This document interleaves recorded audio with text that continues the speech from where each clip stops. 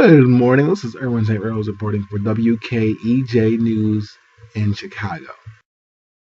In sports news, the Chicago Bulls have made it abundantly clear that they intend to bring back versatile scorer Jim Butler next season. But according to a new report out, he may not be as eager to return to the Windy City. After Butler rolled the dice and declined to sign a new contract extension with the Bulls last season, he was rewarded with the best season of his career. He averaged 20 points and nearly 6 assists per game with the Bulls, and he continued to improve on the defensive end of the floor as he attracted the attention of numerous NBA teams that could offer him an offer sheet this season. The Lakers have been rumored to be the frontrunners to snatch Butler away from the Bulls, and his reported strife with Rose has only made those rumors gain stream. The two reportedly butted heads over who should be doing the bulk of the scoring during the postseason, with things coming to a head during the final throes of the Cleveland series. Even if the Lakers sign Butler to a new contract, the Bulls have the right to simply match the deal and hold on to the star forward. In world news, the director of National Museum of Iraq has revealed that he wept after learning that ISIS had destroyed relics chronicling his country's history. They're just statues, Haider Oriabi told NBC News, but for us, they're living things. We came from them. We are a part of them. That is our culture and our belief, as well as killing thousands of people since it declared a caliphate in Iraq and Syria last year. ISIS has destroyed more than 30 historic sites in Iraq alone, according to Oriabi. Among the most significant was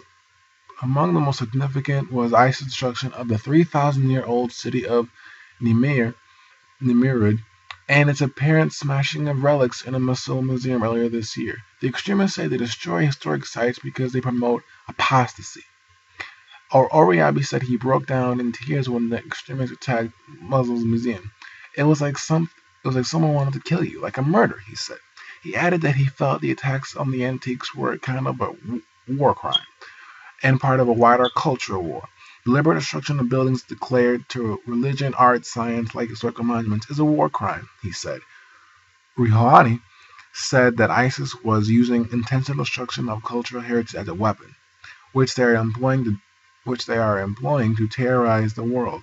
He said that unless they are stopped, ISIS is going to change the face of the Middle East, and cause irreversible damage to the region's cultural and architectural landscape.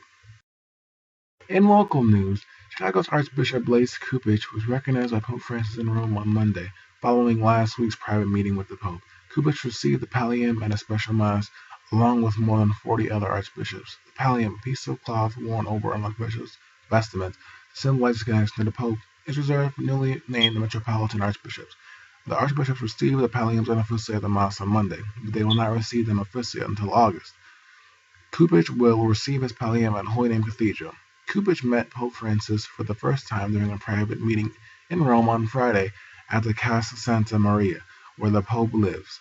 Cupich added that the Pope asked for prayers from the Chicago Archdiocese. In the business world, my black Mercedes is weaving through Rome's heavy traffic at dusk when a strange voice calls my cell with instructions straight from a John Le Carre novel. Exit the vehicle immediately.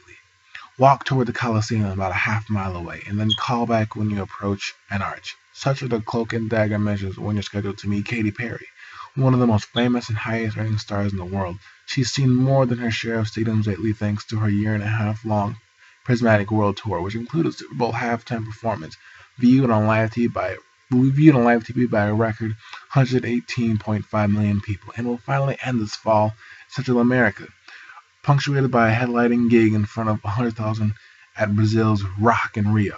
Touring explains Perry's whopping pre-tax earnings of $135 million over the past 12 months, placing her at number 3 on this year's Celebrity 100 list, behind only boxers Floyd Mayweather and Manny Pacquiao, who earned a one-night, once-in-a-generation payday for their snooze of a fight. I am proud of my position as a boss, as a person that runs my own company, says Perry. I'm an entrepreneur. I don't want to shy away from it. In national news, after a massive, more than 3-week manhunt for David Sweat, the escaped murderer is back where he started, in custody. Authorities said a New York State police sergeant identified as Jay Cook spotted Sweat, and after Sweat ran, the sergeant gave chase. At some point, running across the field, he realized that Sweat was going to make it to a tree line and possibly could have disappeared, and he fired 2 shots. New York State Police Superintendent Joseph A. D'Amico told reporters. Sweat, who was unarmed, was hit twice in the torso. Sweat was captured about 16 miles north of the location where fellow escapee Richard Matt was killed last week. The officer was alone when he shot Sweat. Sweat was transported to the Alice Hyde Medical Center in Malone. He was later moved to Albany Medical Center, where he was listed in critical condition, according to Dennis McKenna, the medical director there. The arrest wraps up the statewide search for Sweat and his prison break partner Matt. Matt was shot dead Friday. Guards discovered them missing on June 6 during a routine bed check.